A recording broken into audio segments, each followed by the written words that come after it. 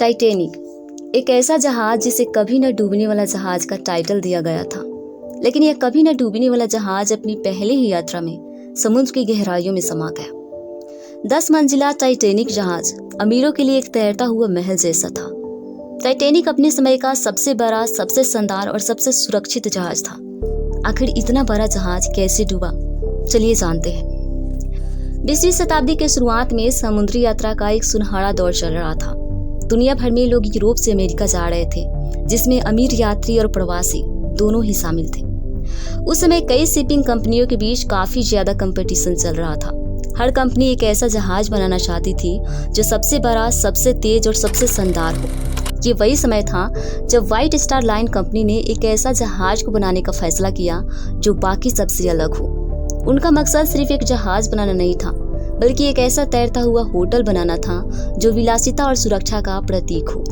इसलिए उन्होंने 3 जहाजों की एक सीरीज बनाने का प्लान बनाई, जिसमें से एक था टाइटैनिक। टाइटैनिक अपने समय का सबसे बड़ा और सबसे भव्य यात्री जहाज था, जिसकी लंबाई 269 मीटर थी, जो 3 फुटबॉल मैदानों से भी बड़ा था। इसकी ऊंचाई 53 मीटर थी। इस जहाज को इतना मजबूत बनाने का दावा किया गया था कि इसे अनसिंकेबल यानी कभी न डूबने वाला जहाज का टाइटल दे दिया गया था। टाइटैनिक की इंजीनियरिंग पर भी बहुत ज्यादा काम किया गया था। इस जहाज में 16 वाटर टाइट कंपार्टमेंट बनाए गए थे।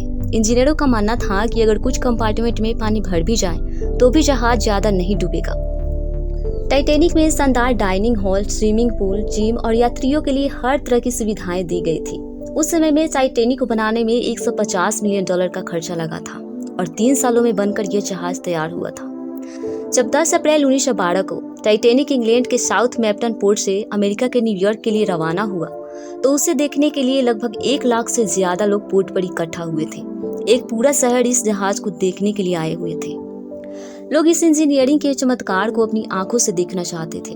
उस समय टाइटैनिक सिर्फ एक जहाज है, बल्कि उम्मीद और इंसान के हौसले का एक जीता जागता सबूत था। पहली ही यात्रा में इस जहाज पर 2200 से ज्यादा लोग सवार थे। टाइटैनिक की यात्रा अमीर यात्रियों के लिए किसी तैरते हुए महल में रहने जैसा था। फर्स्ट क्लास के यात्री शानदार सूट, जिम, स्विमिंग पूल और आलीशान डाइनिंग हॉल जैसी सुविधाओं का आनंद ले रहे थे। उनके लिए यह सिर्फ एक यात्रा ही नहीं था, बल्कि एक सामाजिक समारोह जैसा था, जिसमें वे एक दूसरे से मिलते जुलते थे, पार्टियों में शामिल होते थे और उन्हें लगता था कि वे दुनिया के सबसे सुरक्षित और भव्य जहाज पर सवार हैं। उनके मन में उत्साह, गर्व और पूरी सुरक्षा की फीलिंग थी। इन सभी में से किसी को भी ये उम्मीद थी ही नहीं कि ये जहाज अपनी पहली ही यात्रा में डूब जाएगी। इन 22 यात्रियों को इस चीज से और भी सुरक्षा महसूस हो रही थी क्योंकि टाइटैनिक के डिजाइनर थॉमस एंड्रयूस और व्हाइट स्टार लाइन के चेयरमैन जे ब्रूस इसमें शामिल थे। इस वजह से लोग और भी ज्यादा सुरक्षित महसूस कर रहे थे। उन्हें उम्मीद था कि अगर जहाज में कोई प्रॉब्लम आएगी तो ये लोग उन्हें संभाल लेंगे। 3rd क्लास के यात्री यूरोप के गरीब देशों से थे। वे सभी अपनी गरीबी और मुश्किलों का पीछा छोड़कर अमेरिका में बेहतर नौकरी और जिंदगी की तलाश में जा रहे थे। उनके मन में उम्मीद थी कि यह यात्रा उनके और उनके बच्चों की किस्मत बदल देगी। वे एक नई दुनिया में एक नया भविष्य बनाने जा रहे थे। टाइटैनिक पर सवार सभी लोग काफी खुश थे। 4 दिनों तक सब कुछ ठीक चलता है, लेकिन 14 अप्रैल 1912 की रात के करीब 11:40 पर टाइटैनिक उत्तरी अंटार्कटिक महासागर में एक विशाल आइसबर्ग से टकरा गया। जब जहाज आइसबर्ग से टकराया था, उस समय टाइटैनिक की स्पीड 41 किलोमीटर पर आवर थी और टाइटैनिक को पहले से ही कई बड़ी चेतावनी दी गई थी कि आगे आइसबर्ग है।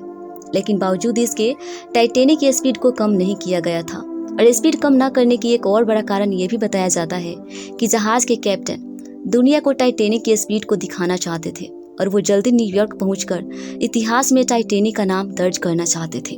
और टाइटैनिक की अनसिंकेबल टैग की वजह से उन्हें विश्वास था कि टाइटैनिक अगर हिमखंड से टकरा भी जाए तो भी जहाज पूरी तरह से तो नहीं डूबेगा, क्योंकि जहाज में 16 वाटर टाइट कंपार्टमेंट थे और कुछ कंपार्टमेंट में पानी भर भी जाता है तो भी जहाज पूरी तरह से नहीं डूबेगा। लेकिन जब टाइटैनिक हिमखंड से टकराया था तो उसके दाहिने हिस्से में कई होल हो गए और देखते ही देखते जहाज के 6 कंपार्टमेंट में पानी भरना शुरू हो गया था। वो कंपार्टमेंट जिनके बारे में कहा जाता था कि पानी से भरने पर भी जहाज सुरक्षित रहेगा, लेकिन 6 कंपार्टमेंट में पानी भरने से ही टाइटैनिक डूबने लगा। जहाज के कैप्टन और इंजीनियरों को यह तुरंत समझ आ गया कि ये जहाज ज्यादा देर तक टिक नहीं पाएगा। जैसे जैसे जहाज में पानी भरने लगा और डूबने लगा, लोगों में हाहाकार मच गया। जान बचाने के लिए लोग इधर उधर भागने लगे। लेकिन लोग भागकर जाते भी तो कहाँ। हर तरफ सिर्फ शरीर को जमा देने वाली अंटार्कटिका की बर्फ जैसी पानी थी और मौत अपना खेल खेल रही थी। टाइटैनिक पर 2200 से ज्यादा लोग सवार थे और उस समय टाइटैनिक पर 20 लाइफ बोट ही मौजूद था। इस 20 लाइफ बोट से सिर्फ 1178 लोगों को ही जिंदा वापस भेजा जा सकता था। पहले महिलाओं और बच्चों को लाइफ बोट से उतारे जाने लगा। लेकिन अभी भी टाइटैनिक पर 1100 से ज्यादा लोग फंसे हुए थे। इस भयानक स्थिति में भी जहाज के संगीतकारों ने अपना धैर्य नहीं खोया। वे यात्रियों को शांत रखने और उन्हें हौसला देने के लिए अपनी आखिरी सांस तक संगीत बजाते रहे। लगभग 2 घंटे 40 मिनट तक संघर्ष करने के बाद 15 अप्रैल 1912 की सुबह के करीब 2:20 पर टाइटैनिक 2 टुकड़ों में टूटकर उत्तरी अंटार्कटिक महासागर की बर्फीली गहराइयों में समा गए। इस घटना में 1500 से ज्यादा लोगों की मौत हुई। इनमें से ज्यादातर लोगों की मौत अंटार्कटिका की बर्फ जैसी पानी में जमने की वजह से हुई थी। टाइटैनिक का डूबना इतिहास की सबसे बड़ी समुद्री आपदाओं में से एक है।